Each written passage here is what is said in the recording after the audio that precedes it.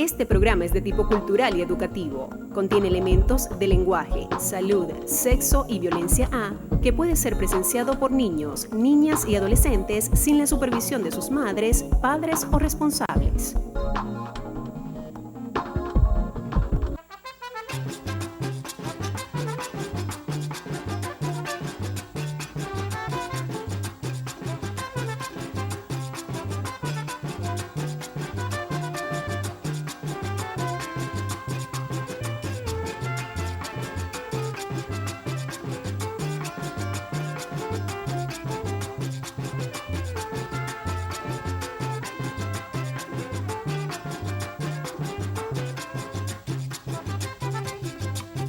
¿Qué tal, amigos del alma?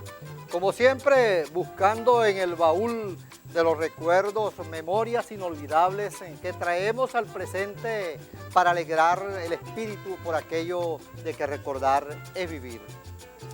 Nuestro tema a tratar hoy será sobre el telégrafo, importante medio de comunicación que fue de mucha utilidad en la Venezuela de hace tiempo y allá lejos, y sobre todo en la Paraguaná, que hasta mediados del siglo XX estuvo casi aislada del resto del país.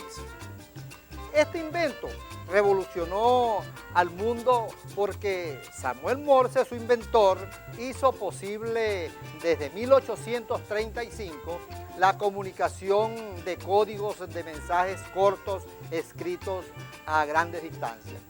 12 años después, en 1856, durante el gobierno de José Tadeo Monagas, se establece en Venezuela el telégrafo, pero dadas las circunstancias de las guerras que se dieron en la segunda mitad del siglo XIX, este sistema sufrió muchos saboteos por parte de quienes adversaban al gobierno de turno.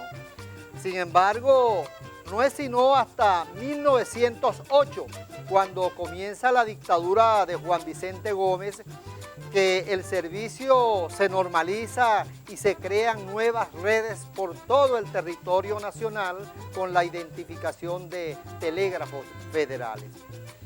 En el estado Falcón se instaló por primera vez en julio de 1874, justamente entre Coro y Sabaneta.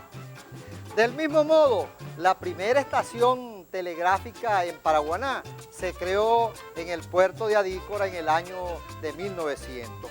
Luego siguen Pueblo Nuevo en 1905, Caridubana en 1924, Los Taques en el año 1925, Las Piedras en 1933, Buenavista en el 38, Punto Fijo y Punta Cardón en 1945, Tacuato en 1946 y en 1947 Amuay. Judibana y Puerta Acher surgieron ya en el año de 1958. Es bueno recordar que los primeros telegrafistas trabajaban con mística y responsabilidad, no obstante a que tenían que soportar presiones de los gobiernos dictatoriales y hasta guardar secretos amorosos en que se veían envueltos los picaflor de la época.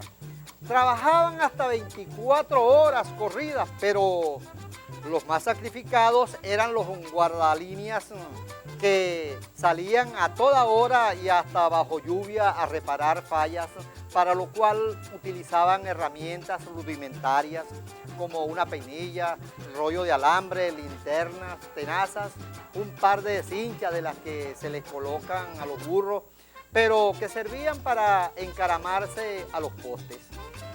Era tanto el riesgo que corrían estos guardalíneas solos y sin ayudante, que para probar si había corriente en una línea, tenían que chupar el alambre de cobre y saborearlo con la punta de la lengua. Tremendo riesgo, ¿verdad? Ahora bien, para enterarme un poco más sobre este tema, en cierta oportunidad sostuve una conversación con el ya fallecido capitán Orlando Díaz, y me decía que él se había iniciado en ese oficio en Las Piedras en el año de 1946, en sustitución de Teo Martínez, que se había ido a trabajar a la Mene Grande. Respecto a su experiencia, nos detalló que su debut lo hizo como repartidor aún siendo menor de edad y que su primer día de trabajo fue uno de los momentos más felices de su vida, ya que de pronto le entregaron una bicicleta Rawlings de esas que le llamaban 3 rifles con timbre y corneta incorporada. Y si a esto le agregamos los 120 bolívares mensuales que iba a ganar como sueldo, era como para caerse de la risa o caerse de la bicicleta.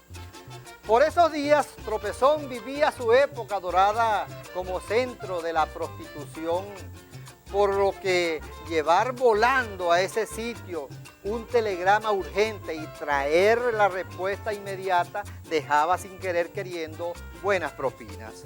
Recordó el tocayo Orlando que una vez él transcribió y llevó a ese sitio un telegrama enviado por un señor desde tierras lejanas, pero en conocimiento de la actividad que su hermosa y bella mujer realizaba en Tropezón. Aún así, siempre preocupaba, este señor pues le preocupaba la salud de su señora. El texto del telegrama decía así: cuida mina al máximo, punto. Demasiado uso perjudica producción, punto. Te ama Cornelio. La respuesta no se hizo esperar y fue así: no preocuparte, punto. Todo bien, punto. Mina a toda máquina. Producción en abundancia. Mantenimiento barato. Solo agua y jabón, punto. Cuida bien casa y muchachos. Te quiere Bárbara. ¿Qué tal? Bueno, también hablé siempre muy constante de este tema con mi buen amigo ya fallecido Juvenal Graterol, mejor conocido como Juan Felino, quien se desempeñó durante muchos años en esta área y con propiedad. Nos decía que antes el telegrafista era todo un señor con espíritu de superación. Muchos de ellos, decía, aprovecharon la oportunidad de pedir cambios a sitios donde pudieran tener junto a sus familiares una mejor calidad de vida. Otros, más conformes, optaron por ser músicos o poetas. Eso nos lo decía el amigo Juan. También contó que se había iniciado como telegrafista en la estación de Las Piedras por allá en el año de 1955, cuando el jefe de la oficina era Juan Antonio Silva y el operador Esteban Reyes. Los administrativos Orlando Díaz, de quien hablamos anteriormente, Crispiniano Chirinos y Gregorio Goyito Díaz. Para la época, el grueso del personal había pasado a punto fijo bajo la dirección de Salomón Monche Riera, con los operadores Reinaldo González, Benigno Guaricuco, Natividad Costero y el Catire Bret. En esa conversa, Juan Felino me entregó una pequeña lista de algunos telegrafistas que cumplieron con esa noble misión aquí en Paraguaná. Yo se las voy a leer una por una.